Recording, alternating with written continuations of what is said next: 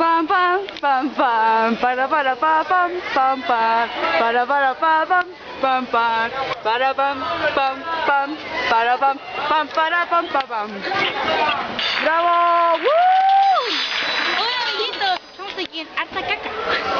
En el capítulo de hoy veremos cómo hacer un antifaz, amiguitos. Un antifaz.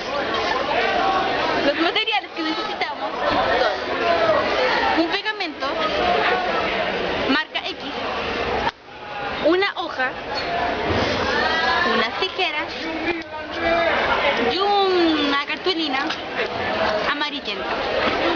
En este caso no utilizaremos marcador dorado. Primer paso a seguir. Recortamos el papel de una forma muy delicada, cosa que quede así. Luego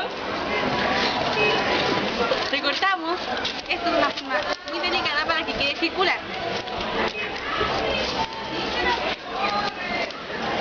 Y así terminaremos nuestro super antifaz de esta manera. Es genial, ¿no? Uno lo puede usar para ir a la fiesta, a cualquier parte. Este ha sido nuestro super Harta Caca mortísimo.